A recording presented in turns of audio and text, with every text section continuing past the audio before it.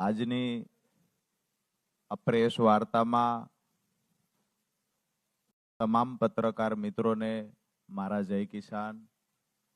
ખાસ કરી અહીંયા મંચસ પર બિરાજમાન ભારતીય જનતા પાર્ટીના મહામંત્રી અનિરુદ્ધભાઈ દવે, સાથે જ માન્ય ગોરધનભાઈ ઝડપિયા, માન્ય ભારતીય જનતા પાર્ટીના અગ્રણી વરદભાઈ બોગરા, પ્રદેશના મુખ્ય પ્રવક્તા ડોક્ટર અનિરુદ્ધભાઈ, અનિલભાઈ પટેલ, સાથે જ પ્રદેશ મીડિયા ઇન્ચાર્જ પ્રશાંતભાઈ વાળા, પ્રદેશ ઉપાધ્યક્ષ જયસિંહભાઈ સોલંકી, જયસિંહભાઈ ચૌહાણ, સાથે જ પ્રદેશ ઉપાધ્યક્ષ રસિકભાઈ પ્રજાપતિ અને અહીંયા મોટી સંખ્યામાં જ્યારથી હું જાહેર જીવનમાં આવ્યો ત્યારથી લઈ અને આજ દિવસ સુધી મને ક્યારેય એકલો નથી પડવા દીધો. ખંભે હાથ મૂકીને સાથે ઊભા રહ્યા છે એવા મારા ખેડૂત ભાઈઓ અને વડીલો. આમ તો 2017-18 થી ખેડૂતનું સંગઠન બનાવી ખેડૂતો માટે લડતો, ત્યાર પછી 2021માં એક રાજકીય પાર્ટીની અંદર હું જોડાયો. એક સ્વપ્ન લઈને નીકળ્યા હતા કે અમારા ખેડૂતને કેવી રીતે સુખી સમૃદ્ધ બનાવી શકાય, કેવી રીતે ખેડૂતને ગામડાઓની અંદર જ વસવાટ કરી રહે, ગામડાઓ ભાંગે નહીં, ગામડા તૂટે નહીં, ખેડૂતનું મજબૂત સંગઠન બનાવી નાના મોટા ખેડૂતના પ્રશ્ન હોય તો એને વાચા કેવી રીતે આપી શકાય. આ સપનું જોઈ અને એક ચોક્કસ પાર્ટીની અંદર 2021માં જોડાયા કે અમારા ખેડૂતનો અવાજ બુલંદ બનાવી શકાશે. પરંતુ ખેડૂતોના મુદ્દે જ્યારે પણ લડાઈ લડવાની થઈ છે તો મજબૂતાઈથી ખેડૂતોનો અવાજ બની સૌરાષ્ટ્રના તમામ ગામડાઓની અંદર, તમામ તાલુકાઓની અંદર જ્યારે જ્યારે પણ કુદરતી આફત આવી હોય, અતિવૃષ્ટિ, અનાવૃષ્ટિ, તો તમામ મુદ્દે અવાજો ઉઠાવ્યા. છેલ્લે જ્યારે હળદળવાળી ઘટના ઘટી, હું જેલમાં ગયો, ઘણા બધા વિચારો આવ્યો, ઘણું બધું મંથન કર્યું, ત્યારે એક વાત ચોક્કસથી સમજાણી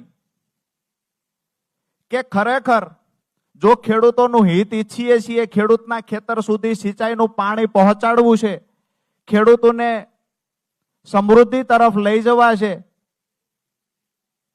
તો સત્તા પક્ષની સામે રહી માત્ર આંદોલનો કરી, જિંદાબાદ મુર્દાબાદના નારાઓ બોલાવી અને સતત સરકારનો વિરોધ કરીને ખેડૂતનું હિત નહીં કરી શકાય.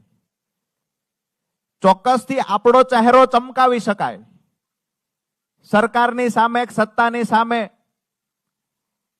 રોજે રોજ આંદોલનો કરી આપણો ચહેરો ચમકાવી શકાય, પણ જે લોકોની પીડા છે એ પીડાને કાયમી ધોરણે નિરાકરણ લાવવું હોય તો નિર્ણય સત્તામાં રહેલી પાર્ટીએ કરવાનો હોય છે. અને સત્તામાં રહેલી પાર્ટીને જ્યારે સામે બાયો ચડાવી, શિંગડા માંડી અને રજૂઆત કરવી અને ખેડૂતોનું હિત કરવા પ્રયત્ન કરતા હોય એવું દેખાડવું, એના કરતા મને એવું લાગ્યું ખેડૂતોનું જો હિત જ કરવું છે, દરેક ખેતર સુધી સિંચાઈનું પાણી પહોંચાડવું છે, તો ભારતીય જનતા પાર્ટીની સરકાર છે ને એની સાથે જોડાઈને મારા ખેડૂતોને સમૃદ્ધિ તરફ લઈ જઈએ.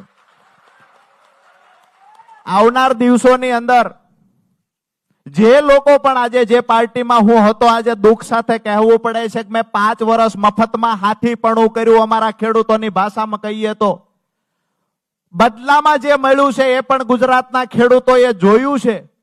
મારી વાત તો એટલી છે કે હું કોઈ પાર્ટીના મેન્ડેટ પર ચૂંટાઈને મેં પાર્ટી છોડી દીધી હોય તો મારા પર આક્ષેપ થવો જોઈએ. મેં તો મફતમાં હાથીપણું કર્યું હતું, શું કામ મારા પર આક્ષેપ કરો છો?